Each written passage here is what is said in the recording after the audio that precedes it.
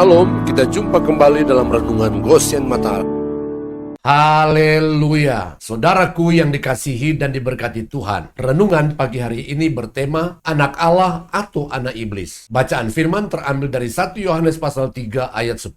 Demikian firman Tuhan. Inilah tandanya anak-anak Allah dan anak-anak iblis. Setiap orang yang tidak berbuat kebenaran tidak berasal dari Allah. Demikian juga barang siapa yang tidak mengasihi saudaranya. Tahun 2017 ada seorang artis yang melaporkan ibundanya ke Polda Metro Jaya karena telah dituding melakukan pencemaran nama baik dan penghinaan. Artis tersebut tidak bisa menerima perlakuan ibunya karena dalam acara live TV, ibunya berkata kepada artis tersebut, anak setan, anak iblis, pakai dukun, dan sebagainya. Artis tersebut merasa sangat terluka dan terhina karena dalam kemarahan yang tidak terkontrol dan tidak terkendali, ibunya mengeluarkan perkataan dan ucapan caci maki. Dari satu sisi, kita harus berhati-hati dengan segala ucapan kita, apalagi ketika sedang dalam suasana marah dan emosi. Amsal pasal 18 ayat 21 dalam terjemahan bahasa Indonesia sehari-hari, lidah mempunyai kuasa untuk menyelamatkan hidup atau merusaknya. Orang harus menanggung akibat ucapannya. Amsal 12 ayat 18 dalam terjemahan firman Allah yang hidup, ada orang yang suka mengeluarkan perkataan yang menusuk dan menyayat hati, tetapi perkataan orang bijaksana menghibur dan menyembuhkan. Matius pasal 12 ayat 37. Karena menurut ucapanmu engkau akan dibenarkan,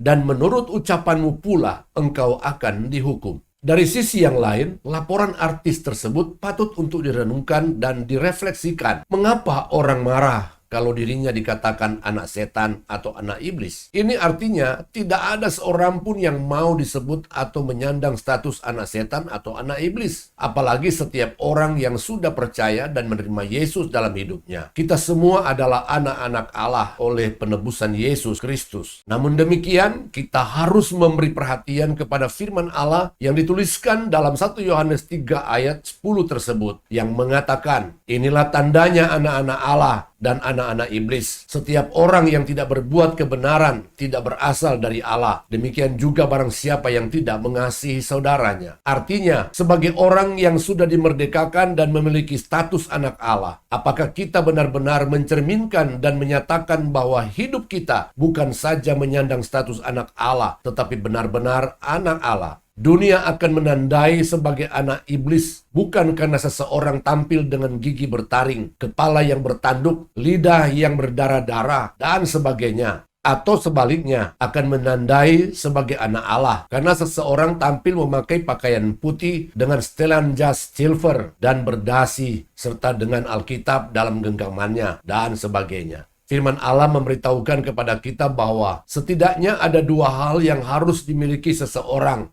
sehingga hal itu yang akan membedakan seorang anak Allah ataukah anak iblis. Pertama, melakukan kebenaran ataukah tidak. Kedua, mengasihi saudaranya ataukah tidak. Saudaraku yang terkasih, ingatlah, Tuhan tidak rindu kita hanya tahu firman atau kebenaran, tetapi tidak melakukannya.